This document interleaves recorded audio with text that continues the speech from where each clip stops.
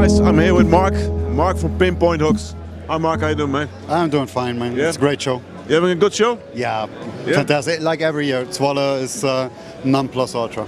I tried to come to you to the stand a couple of times, but every time you were very busy.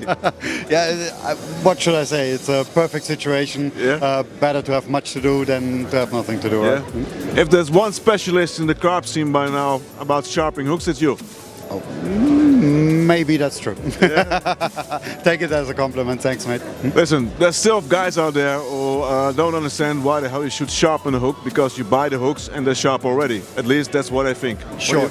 Yeah? And that's the main point that I want to stress. You can catch carp with regular hooks. Guys do it every weekend, right?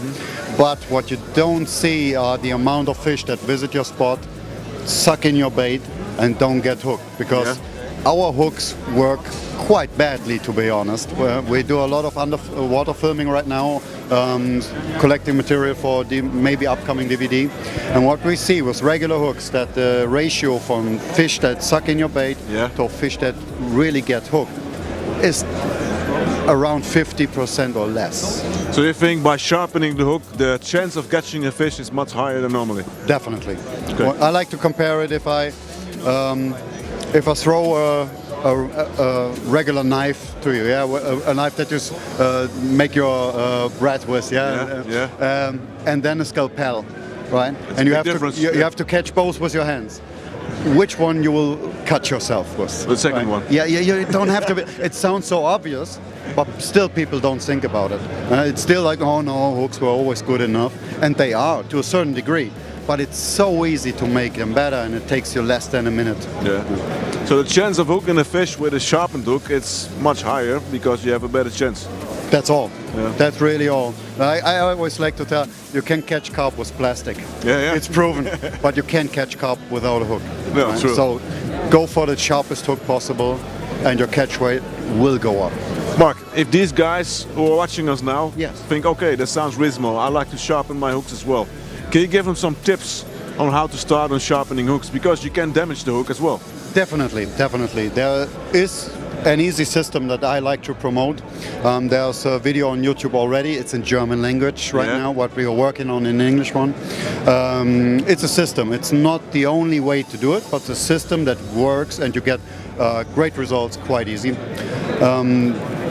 The most important thing that I like to recommend guys, if they buy a kit from me or from Jack, I don't care, but start with it, and don't do it on the water, do it at home. When you start, do it at home, not when you're in rush and you need a hook because you want to fish now. Do it in the winter time, do it at home with a cup of coffee, and learn how to do the skill properly, because then you have the confidence to do it in every situation, and you will benefit in nearly every fishing situation. Can you show us how you sharpen the hooks? Of course, that's what I'm here for. Now we get into the tricks. Great. So you pretty much start when you put in your hook. First thing you will notice is that I put them in quite deeply. This way they sit very solid, because if I apply pressure and the hook is sitting too high in the vise, it will start to move the bend. Right? So on my files you will always find polished edge. The same edge you can find on the vise. This is used as a guide. Used as a guide, so you know how to move the file. What you can see now is that I'm working in a very slight angle, so not like this, because I would just shorten the hook.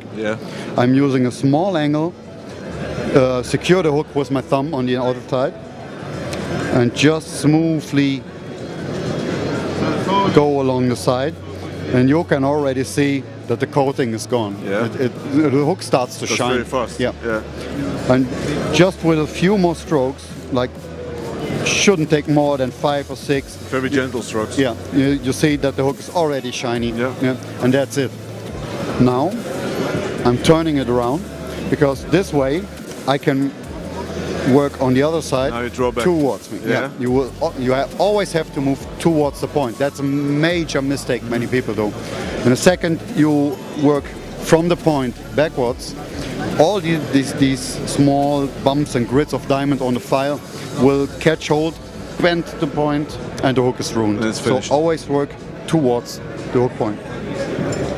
doing 1, 2, 3 strokes, and you can see again, side is already done. 3 strokes is enough on both sides. Depending on hook size, of course. If you're fishing a size 2 hook, it might take longer, but it shouldn't take like 10 strokes. Then you're doing something wrong.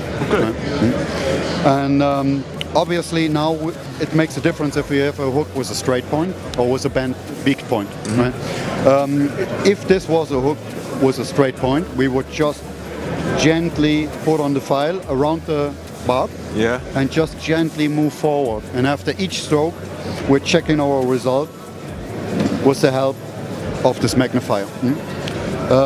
As we have a hook with a big point right now, I will demonstrate how I like to sharpen a hook with a big point. Again, nothing that I say is set in stone. It's just a guideline that people can follow that will result in great result. But experiment yourself. Try what works for me, what doesn't work. But if you follow my instructions, you should get a good result quite easily. So what I like to do now, as you see, we have a big point. I like to get rid of this bump in the first place, just to bring the diameter of the hook down quite fastly. I start at the barb and I will stop shortly before the point itself and really apply a bit of pressure now, just to take away material. This is has nothing to do with sharpening in a sense of the word. Just the shape. Just changing the shape a little bit, so it's more aggressive in the end. And you can already see I created a plateau on the top. But maybe you can see it, the point itself is still a little bit coating on it. I left it. So now I start sharpening itself.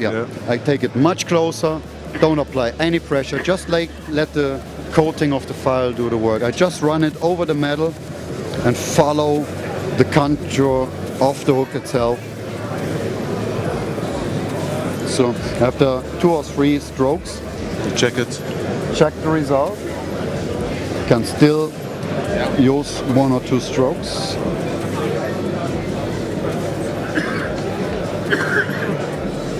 That's getting close. It's good, yeah.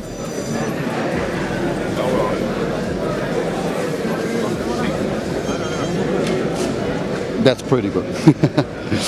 So what we did now, we started with a round hook. And we created like a box shape. We took away both sides and the top section. So now we have 2 edges. I want to take away these both edges with the help of this stone file. It's a very soft ceramic stone with a rubber handle on it. Actually, you're sort of polishing it. Yes, that's what it's for. You can, once it's used on one side, you can pull it out, just change the sides, put it back in. And now I'm not working in like a 90-degree angle. I'm setting it on the created edge and working a 45-degree angle. Very smoothly run it over this edge. No pressure at all, just the stone working on the metal. Both edges like 2 or 3 times. Last thing I do is run over the outside again. And then the final step is just clean it off at your shirt or a towel that you have with you. And you can see it yourself. That's a regular hook, straight from the pack. And that's the same hook. That's a big difference. With 1 minute of work. And that's the topic that I want to stress. It doesn't matter what's your favorite hook. Take the hook that you like, that you have trust in, and make it perfect. And it takes less than a minute to do it. And maybe half an hour to learn the skill, and you will never want to miss it. Very good, man. I think so. Thanks for the tips. Thank you, mate. Thank you for your time. Have a good show. Yeah, great.